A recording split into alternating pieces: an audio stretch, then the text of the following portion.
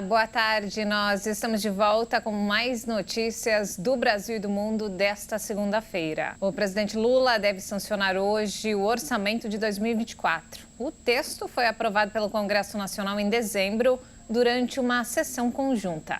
O orçamento de 2024 traz a estimativa de arrecadação para o próximo ano e fixa limites para gastos públicos. O texto foi aprovado pelo Congresso Nacional em dezembro, durante uma sessão conjunta, e agora recebe o aval do presidente Lula.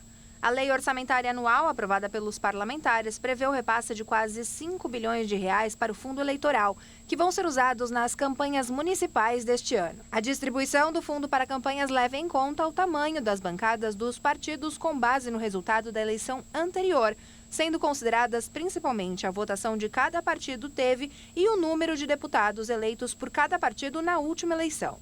O LOA também faz parte de um valor recorde para as emendas parlamentares, que para este ano devem somar 53 bilhões de reais. No ano passado, o valor foi de 37 bilhões e 300 milhões de reais. O orçamento ainda mantém a meta fiscal próxima a zero, com um saldo positivo de 3 bilhões e meio de reais, e prevê ainda que o salário mínimo será de R$ 1.412. Além disso, ao ser aprovado pelo Congresso, os recursos para o PAC, o Programa de Aceleração do Crescimento, sofreram um corte em relação aos 61 bilhões de reais que constatavam a proposta do governo. Os parlamentares aprovaram a destinação de apenas 54 bilhões de reais ao programa para 2024. O presidente Lula deve participar hoje do lançamento de um plano para desenvolver as indústrias brasileiras. O programa prevê a disponibilização de linhas de crédito e de subsídios e de investimentos públicos. Com metas para os próximos 10 anos, a nova política é destinada especificamente para 6 áreas: agroindústria, bioeconomia, complexo industrial de saúde, infraestrutura, saneamento, moradia e mobilidade, transformação digital e tecnologia de defesa. A proposta foi construída ao longo do último semestre pelo Conselho Nacional de Desenvolvimento Industrial, comandado por Geraldo Alckmin e composto por membros de 23 ministérios e 50 representantes de setores produtivos. O plano de ação deve retomar o papel do poder público como indutor do desenvolvimento da indústria, com o uso de linhas de crédito, subsídios e requisitos de conteúdo local para fomentar empresas nacionais. O plano, que estabelece uma série de metas até 2033 para a neoindustrialização do país, tem o objetivo de reverter o processo de desindustrialização. O plano está dividido em 6 missões voltadas para a segurança alimentar, ampliar o acesso à saúde, o bem-estar nas cidades, ampliar a produtividade, garantir segurança energéticas e a defesa nacional. A nova indústria, a neoindustrialização, é inovadora, ela é verde, é sustentável, é exportadora e ela é competitiva. 6 pessoas morreram num naufrágio na cidade Madre de Deus, região metropolitana de Salvador, na noite de ontem. Entre as vítimas confirmadas estão 4 adultos e uma criança. Segundo testemunhas, uma discussão entre passageiros gerou uma confusão que fez com que os demais ocupantes fossem para um dos lados da embarcação, que acabou virando. De acordo com a Marinha, uma criança e um adulto, que seria o marinheiro da embarcação, continuam desaparecidos. Esse naufrágio ocorreu por volta das 10 horas da noite deste domingo. Algumas vítimas foram levadas para o hospital e pelo menos 2 já tiveram alta. Equipes da Capitania dos Portos, da Polícia Militar e uma aeronave do grupamento aéreo participaram das buscas. As causas do acidente estão sendo apuradas. E nos destaques internacionais, em um documento publicado no último domingo, o Hamas afirmou que a morte de civis durante o ataque de 7 de outubro foi devido a erros.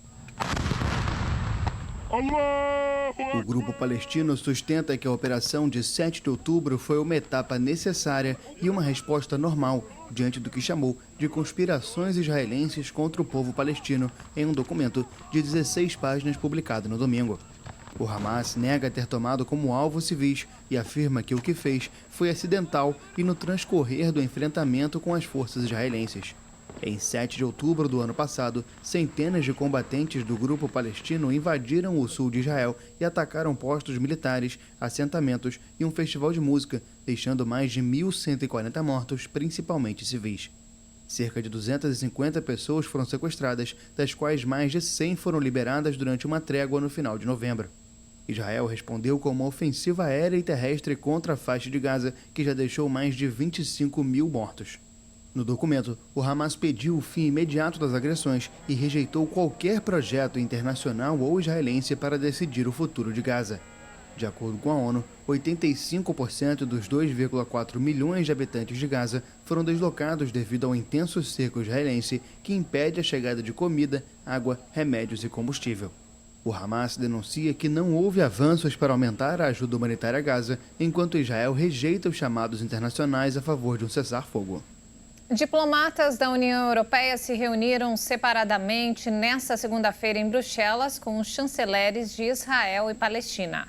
O bloco faz pressão por uma solução baseada em 2 estados para o conflito.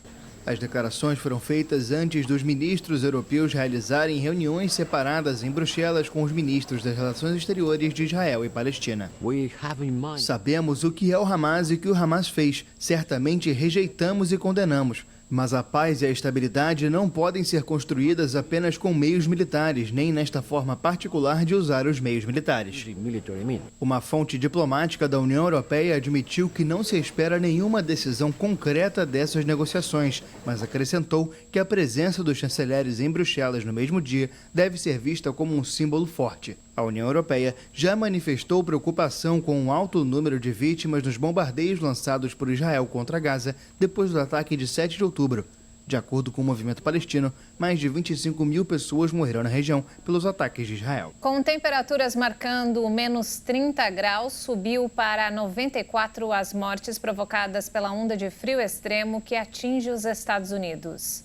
Desde a semana passada, as baixas temperaturas provocaram o cancelamento e o atraso de milhares de voos. Estradas foram bloqueadas, muitas escolas seguem fechadas e milhares de pessoas estão sem energia. O estado de Oregon, no noroeste do país, é um dos mais afetados e declarou o estado de emergência. Pelo menos outros 8 estados tiveram vítimas fatais por causa da nevasca.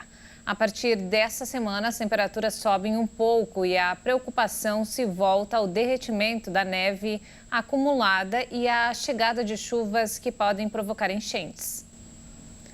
E não temos mais tempo, essa edição fica por aqui. Mais informações ao longo da nossa programação. Muito obrigada pela sua companhia, uma ótima tarde para você.